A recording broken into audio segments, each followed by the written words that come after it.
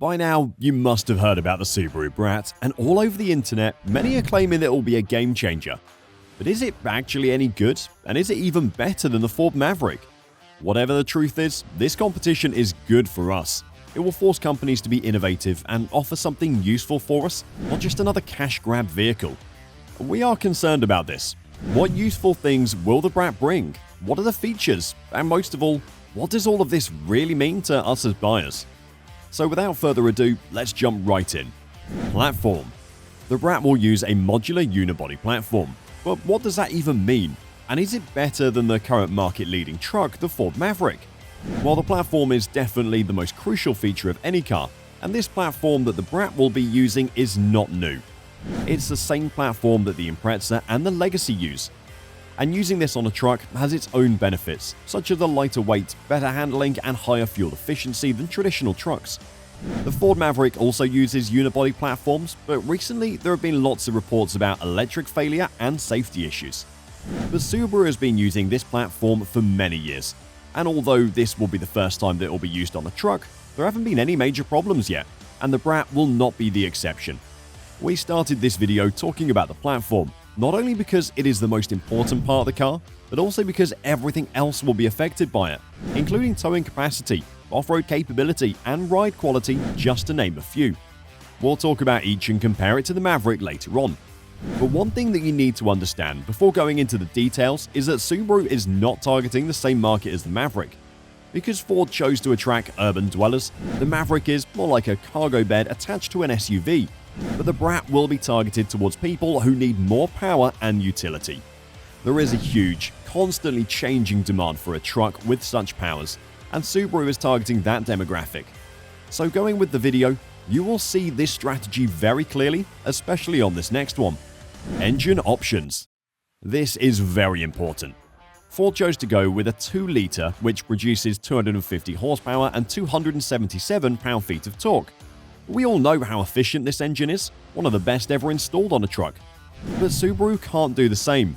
They don't have the hybrid engines needed to compete with the market, let alone with the Maverick. But what Subaru has is boxer engines, and no other company can offer that. If you don't know what type of engine this is, in simple words, Subaru installs the pistons inside in the opposite direction, and that makes the whole truck more responsive, agile, and symmetrical, which further improves handling. And who wouldn't want that? For the new Brat, there are two possible options. One is a 2.5-liter that can produce 182 horsepower and 178 pound-feet of torque. But for those who want more, there is a second option, a 2.4-liter turbocharged engine that generates 260 horsepower and 277 pound-feet of torque. What all this means is that the Brat will be more powerful and designed to have an edge over the Maverick when it comes to the practicality of the engine and the overall power. But as you would imagine, this creates a clear and maybe major setback for many of you watching. Fuel efficiency. This is one of the best selling points for Ford. The Maverick has unmatched fuel efficiency. But like we said earlier, Subaru has mainly boxer engines, and they don't have that many hybrid options. So we don't even want to waste your time, and all the hype you see on the internet might say something different, but the Maverick will be better at fuel economy. Unless Subaru comes with a new engine that is somehow better and more fuel efficient. But as of now, that's just a wish. But don't be fooled, the Brat is not bad at all. It is expected to achieve a fuel economy of up to 25 miles per gallon on the base model engine and 23 miles per gallon on the turbocharged one. This is still good for a truck, but the Maverick has an estimated 37 miles per gallon, which is the best out there on the market. But do you really care about fuel economy when you buy a truck for such purpose? Or do you care more about getting your money's worth? And we have to look at this from a different perspective. This competition will not only make the market more diversified, but it will also have a much greater impact on the prices of cars. But this is something we should talk about in depth, and we will, so watch till the end. Design. We can't objectively say that one design is better than the other, so you decide, and tell us in the comments which one you prefer. We all know the blend and minimalistic look of the Maverick, and there's not much to talk about. But the Brat is expected to borrow a lot of its style from the Subaru Crosstrek, especially at the front end. This makes sense for two reasons. One is that Subaru doesn't make US-specific models, and they often have consistent design language across all their models, making sure that if you're a fan of one of Subaru's car, then you're much more likely to appreciate their other models too. The second reason is that by making it resemble their popular SUVs, they can do what Hyundai did with the Santa Cruz, and this has already proven successful. But for truck lovers, there is one thing we care about the most: cargo bed size.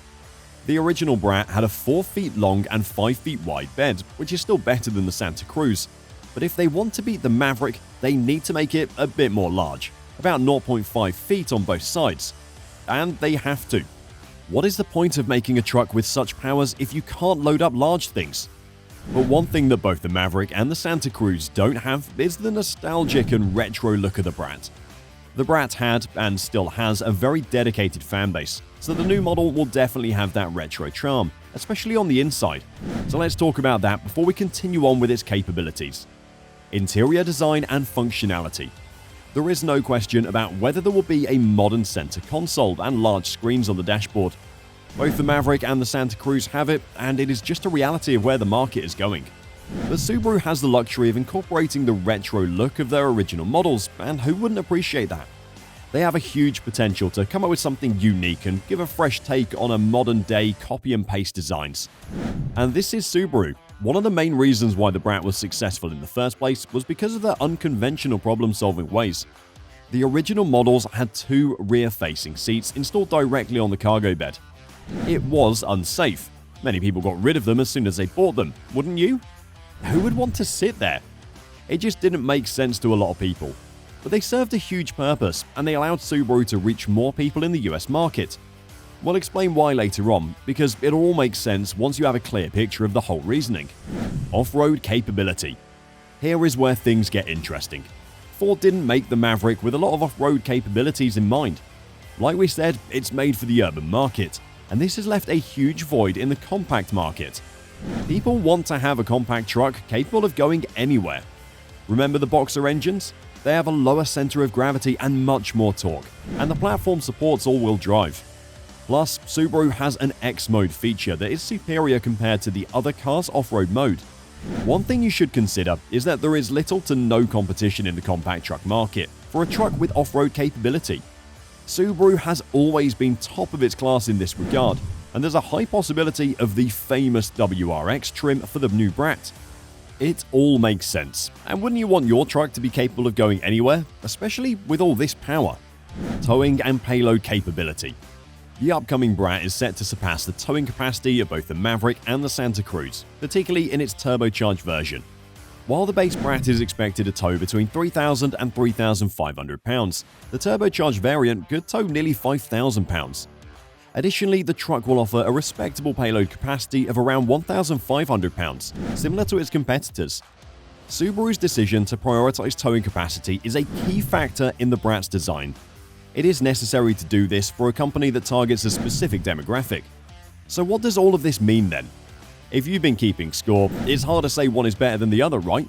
If you've already made your choice, comment below. We say this because of how different both of them are, and both trucks are targeting a different market. But just like we said, whatever truck actually comes out on top, we will benefit from the competition. As of now, the Maverick is the clear leader, and because of this, they don't have to worry about anything. They can raise the price, not deliver on time, and even have flaws and yet do nothing about it because there will be no dire consequences. They have already made so many sales that their production can't even keep up with the demand. But because of the decision Subaru has made, the demand might not be high at first because this will be a new concept in the compact truck market, which means that they will much more likely be able to keep up. But now it's time to talk about numbers, and just like we promised, the real reason why they installed rear-facing seats. Price and release date. We all know how price sensitive the compact truck market is, and the Brat will have a very competitive price. All of the things we talked about play a huge role here. By compromising on some features and doubling down on others, the Brat will be both affordable and deliver a lot of value for a price of $23,000, which is similar to the Maverick, but that's just on paper. You can't get a Maverick for a similar price. We all know what is happening with the dealerships. But just like we explained earlier, the Brat is much more likely to be available, and this is Subaru. Remember the 2 rear-facing seats? They installed them to avoid taxes, and they will do anything if they think their customer would want it. This is all for now. And if you'd like to see more unbiased videos like these, subscribe and like the video. Thanks!